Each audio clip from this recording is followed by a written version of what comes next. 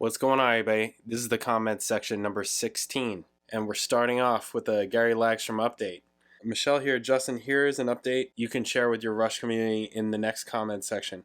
Gary's physical therapy continues, and he's doing better. He is finally off the morphine drip and back on OxyContin. We are dealing with flooding due to Tropical Storm Hillary, and glad it's moved out of SoCal. Luckily, we barely felt the 5.1 earthquake from Ojai. Friend of ours in Long Beach felt it too. That's Cali for you. Never rains but pours. Anyway, continued prayers for Gary. Financially, we're in good shape thanks to all the higher ups at Progressive. If you want a good laugh, here's something for you. The commercial for Progressive where 3 contestants were playing Progressive Jeopardy. The guy in the middle named Gary is based on my Gary because he is insufferable know-it-all. But he's still my Cinderella, man. All the best. Sincerely, Lags from family. I don't know that I have seen that commercial. I imagine some of you have seen it. I imagine. If I see it, I'll try and remember to see all that, to catch all that.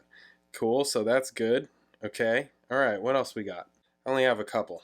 It's been a little bit of a long week for me. I had family in town, and now everybody's getting sick. Not feeling it. Anyways. Okay. Rush intro, Limelight, sound check. Clockwork Angels, Shawnee 845. What's happening? You had talked about why you played bass guitar. I thought it was pretty interesting. Would you mind speaking about your studio and why you opened it? Okay. I don't think of it like that.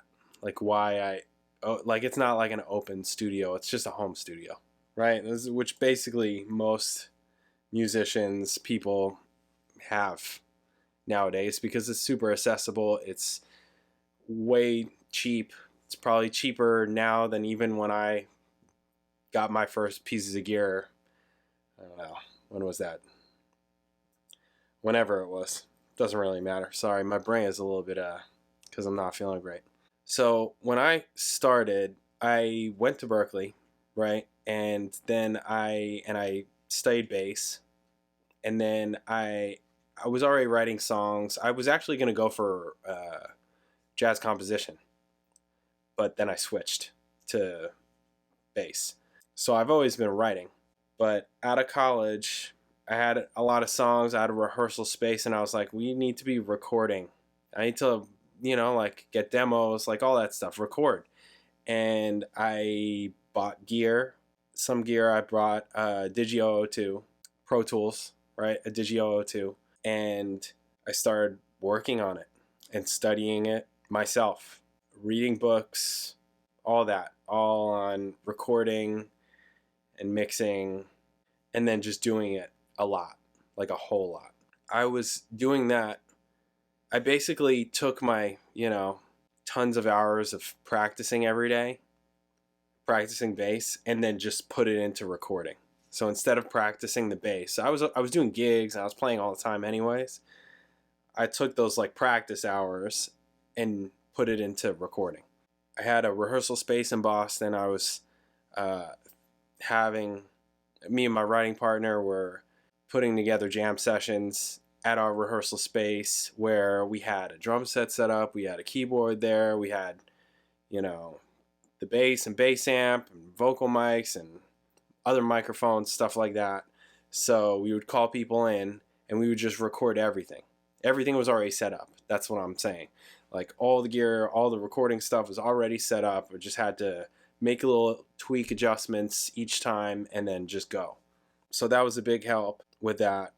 And that got me recording songs that we were writing, songs that I was writing, jam sessions, making demos, making recordings, stuff like that. That's pretty much why I started doing it.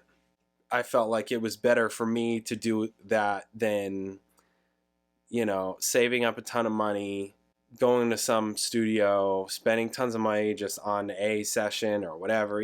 I just thought it would be better for me to just have it. And you saw the direction things were going in anyways. So that was definitely best. And from that, one of those demos was one of those demos recordings from one of those jam sessions was of the song Splashes that made it on the Earth, Wind & Fire record. So there you go. Did it pay for all the gear that I have? Recording gear? Yeah, I guess it did. Yeah, it did. So that's kind of, hopefully that answers your question, what you're looking for. Would you mind speaking about your studio and why you open it? Yeah, I mean, and the gear that I have is super basic. I mean, like really basic. I had the Digi 002, which I still have, but stopped working last year. Last year it stopped working. But I mean, I bought that thing in 2006 or 7. I mean, I've been using it the whole time. So I can't really complain about that. And I have a bunch of microphones. Those Audix microphones for drums are pretty awesome. The D6, that thing kills. And the D4s, I think it's the D4s for toms. Those were all cool. Tons of SM57s. I have a Shure KSM, whatever it is. It's like, I want to say it's a 44. It's been a while. I have a Mojave microphone. I don't remember off the top of my head what it is, like MA2 or something like that. It wasn't until after the Earth, Wind & Fire record came out that I took some of that money and bought actually really good preamps. That's when I got a Vintech, and I had a Daking, but I sold that. But I still have the Vintech. The Vintech is incredible. And also the Empirical Labs Mikey is also awesome. Pretty awesome. So, I mean, that's it.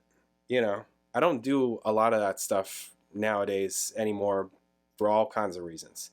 One, because my my interface doesn't work anymore. My Digi 002 stopped working last year, and I have not replaced it because I'm still using an old computer. My computers are really old, you know, but they still work. So I'm like, so really, if I were to get things going again, I would need a new computer, I would need a new interface, and that's probably it. But still, that's like a few $1,000s that I'm not throwing at it right now. So, and also, you know, where I had to stop and think like, okay, where am I making money? Performing, playing the bass, performing.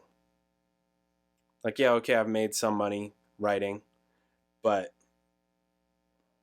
I make money performing. So that's just what it is. Music industry is not easy. It's not easy. Spend a lot of money, make a little money. You know? So that's what it is. So anyways, I like writing songs. I like recording and doing all that kind of thing.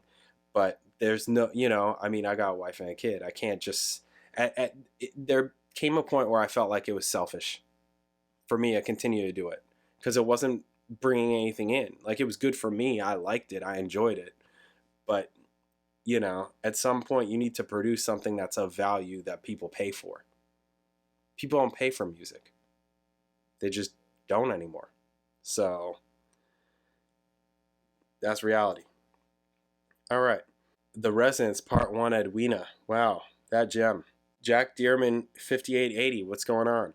Fun fact, by this point in their career, the Residents had absolutely no idea how to play any instruments, thinking formal training just got in the way of creativity. That's bullshit. Your comments about it being selfish are interesting. Oh, look at that. I didn't even do that on purpose. I didn't even do that on purpose because I was just talking about that. It's selfish. Anyways, your comments about it being selfish are interesting. The Residents seem to operate in direct opposition to your thinking about who is this for. Their theory of obscurity says an artist's purest work is created in a bubble, not taking into consideration audience or critical expectation, and just creating for yourself. Selfish? Probably. But that also means the Residents have been doing and continue to do whatever they want to do and still tour the world to this day. I've already seen them 3 times this year, including their 50th anniversary blowout, which had 97 performers, including a full children's choir, and I think that's pretty rad. But yeah, absolutely not for everyone. Yeah, I mean, you know, there are people that are able to go and do what they want, and they do it, and they do it. You know, I mean, I'm not saying it can't be done. I'm just saying it's hard. And not everybody makes it. You know, it's hard. Not everybody makes it. Yeah, I imagine I brought up that Gene Simmons quote where he said, you know, it's not you that says it's art, it's the audience. The audience says what is art, like decides what is art or not, like whether this is art or this is not art. Because there's a lot of artists, people that make things that nobody gives a shit about. You know, it doesn't catch on, nobody buys it, nobody cares, whether it's physical art, you know, painting, music, dance, etc.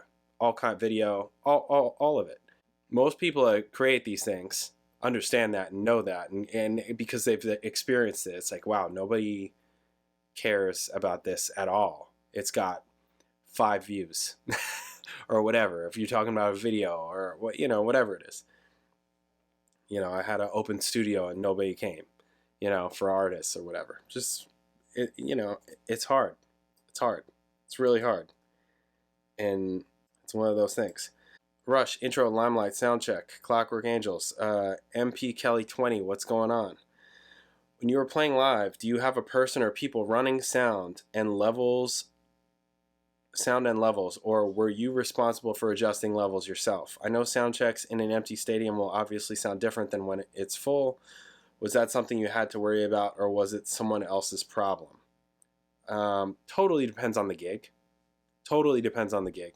Also, something that's interesting for me is that, you know, I've done music for a living now in Boston and in Los Angeles and now in Florida. And in Florida, all these freaking bands down here have their own PA system, which is super weird to me because in Boston and LA, it was not like that. Like, singers didn't have their own PA systems. The majority, like I'm talking like 99% of the people I was playing with did not. I worked with one guy in LA that had his own PA system. One guy, pretty sure, thinking about it. Pretty sure it was just one guy that had his own PA system. He didn't need it for the majority. He needed it, that thing, maybe like 2 or 3 gigs that we ever did. Most of the places that you're playing at, I think and those were like outdoor gigs. We're talking like street parties kind of thing. If you're playing in any clubs, any bars even, there's a PA system there. But not down here. And the venues know it. All the, like, it's just wild. I can't even believe that. I'm like, man, really? And also the other crazy thing about down here is that 4-hour gigs. I'm just like, yo, 4 hours for the same? Nah. Insane. 3 hours for like a cover band gig? 4 hours is way too much time. It's ridiculous. Anyways, you know, that's what it is. So, yeah, it totally depends on the gig. I was in a house band for a while, for years, for like 7 years, over 7 years, at this place in Orange County where the PA was there and we had to run it ourselves. And it was just kind of like on the side of where the guitar player was, so the guitar player handled it. And we just kind of did our best. It's pretty much it. We kind of did our best. You know, like people that worked there. It was a house band, so like everybody, all the staff knew each other. You know, we were cool with all the staff. So like there were times where the staff would be like, yeah, that's fine, or this needs to come down, or this is, you know, the vocals aren't loud enough. Usually it had to do with the vocals, pretty much. Vocals are loud enough or not loud enough. Everywhere else, I mean, yeah, it's never been a thing that I've had to deal with. Pretty much ever. So people are running sound. If I, like any of the fly out dates that I did, they would fly out a sound person. They would just be part of the band, basically, right? They would fly out the sound person, and they would run the sound, whatever the sound is that's there. Like, they would have a backline no different than we had a backline. I would just bring my bass, and amp is already there. Yeah, I mean, I think that answers your question. So, I mean, how it is down here, the bands I have played with down here, yeah, they bring their own sound and they just kind of set it up themselves, and you do your best because there's no dedicated sound person. So you just kind of have to wing it. And if it sounds good to you on, you know, I mean, it's, you know, if nobody's telling you otherwise, that's why lots of times they like to have somebody that they know in the audience just to kind of tell them, hey, you know. Or I've even seen singers or a guitar player with a wireless system go out and just kind of walk around as a sound check. But yeah, all that stuff's not easy, you know. But me, it's mostly not my problem. I show up and I play. That's, you know, that's that. Cool. All right. I don't think I missed anybody. I feel like I'm a little bit off this week because I had family in town and I'm not feeling that great. So I think I got everybody's comments that I wanted to get. I have a feeling that there was one that I wanted to save that I missed. I don't think there was anybody that I said I was going to do a comment video on. Like if I said, you know, like I'll put in a comment section video. Basically what I'm trying to say is, this is how messed up my head is right now, because I'm all like, if I missed your comment and it was supposed to go in the comment section video, just message me again. So, but I think that's it. Anyways, cool. Thank you guys. Catch you in the next video.